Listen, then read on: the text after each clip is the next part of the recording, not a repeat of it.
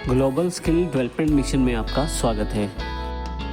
Hello friends, smarter systems की माईसीक्वल series में आपका स्वागत है और मेरा नाम है वरिंदर सिंह। पिछले सेशंस में हमने देख लिया है किस प्रकार हम टेबल बना चुके हैं। हमने उसमें रिकॉर्ड्स को इंसर्ट करना सीख लिया है, साथ ही हमने उस रिकॉर्ड्स को देखना कैसे है वो भी सीख लिया है।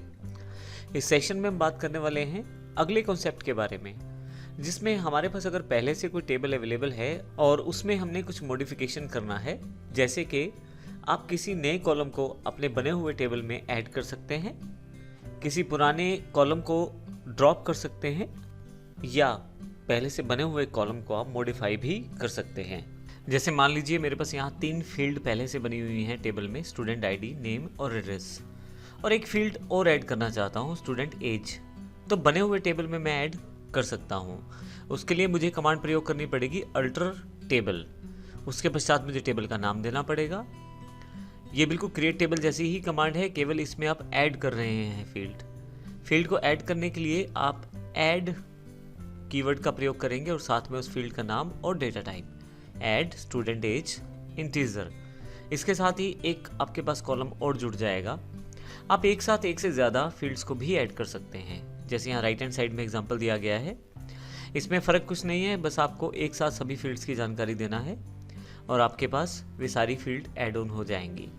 तो आइए देखते हैं हम सबसे पहले ऐड करके किस प्रकार अपने एग्जिस्टिंग टेबल के स्ट्रक्चर को मॉडिफाई करेंगे और उसमें नई फील्ड्स को ऐड करेंगे। अगर आप यहाँ पे देखें तो पहले से मेरे पास स्टूडेंट आईडी, नेम और एड्रेस 3 फील्ड पहले से हैं, और यहाँ पे मैं एक स्टूडेंट एज फील्ड को ऐड करना चाहता हूँ। इसमें आपको यहाँ माईसीक्वल का जो क्वेरी बॉक्स है, यहाँ पे आपको कमांड टाइप करनी है। ध्यान रखिएगा आप कहाँ पे हैं, ये बड़ा ज़रूरी है इस समय बताना। अब यहाँ पे डेटाबेस कॉलेज के अंतर्गत टेबल स्टूडेंट को आपने सेलेक्ट किया हुआ है, तो ध्यान रखिएगा आप स्पेसिफिकली कौन से डेटाबेस को सिलेक्ट करते हैं, उसके पश्चात कौन सा टेबल आपके पास है, उसके अकॉर्डिंग ही अपनी कमांड का प्रयोग कर पाएंगे। अब मैं यहाँ पे टाइप कर देता हूँ अपनी कमांड को। तो इस कमांड में मैंने जो मेंशन किया है अल्टर टेबल स्टूडेंट, अर्थात स्टूडेंट के टेबल को मॉडिफाई करना है, और ऐड स्टूडेंट एज। आप कैमल केसिंग का प्रयोग कर सकते हैं अपने किसी कॉलम के नाम को स्पेसिफाई करने के लिए। जैसे स्टूडेंट एज के लिए एसटीडी तक, यानी कि स्टूडेंट को डिफाइन कर रहा है, और उसके बाद फिर से मैंने एक अपर केस का लेटर प्रयोग कर लिया है एज के लिए। यहाँ पे मुझे एक कॉलम ऐड करना है, तो मैंने ऐड स्टूडेंट एज इंटीजर लगा दिया है। इंटीजर डेटा टाइप को डिफाइन करता है, और यहाँ से मैं गो कर देता हूँ। मेरे पास क्वेरी सक्सेसफुली एग्जीक्यूट हो गई है, और यहाँ से मैं स्टूडेंट को राइट क्लिक करके न्यू लिंक में खोल लेता हूँ, पुराने लिंक्स को क्लोज कर देता हूँ, और यहाँ पे अगर आता हूँ तो आप देखेंगे स्टूडेंट एज जो है उसमें वैल्यूज़ नल हैं, क्योंकि अभी पहले रिकॉर्ड हमने एंटर कर दिए थे और इसमें कोई भी वैल्यू एंटर नहीं की गई है। हम देखेंगे आने वाले सेशंस में इन वैल्यूज़ को कैसे एंटर करेंगे, लेकिन अभी के लिए हमारा जो कॉलम है वो एड ऑन हो गया है।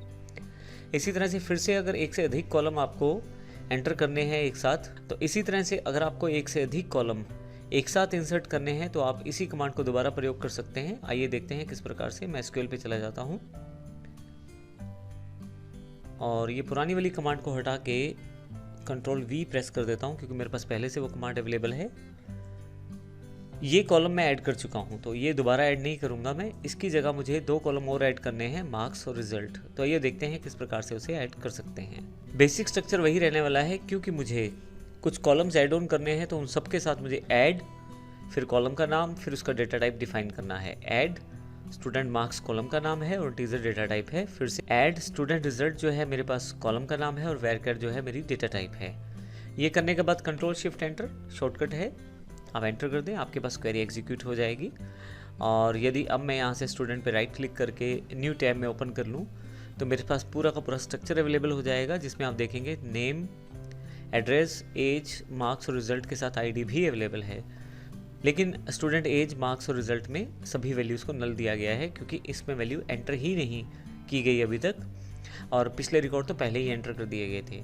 तो इस प्रकार से आसानी से हम अपने टेबल्स में नए कॉलम्स को ऐड कर सकते हैं। जब हम कोई कॉलम ऐड करते हैं तो उसमें हम ये भी बता सकते हैं कि वो कॉलम पहले से बने हुए कॉलम्स के किस ऑर्डर में उसको एडजस्ट किया जाए। जैसे एग्जांपल के लिए हमारे पास 2 कीवर्ड अवेलेबल रहते हैं, फर्स्ट और आफ्टर।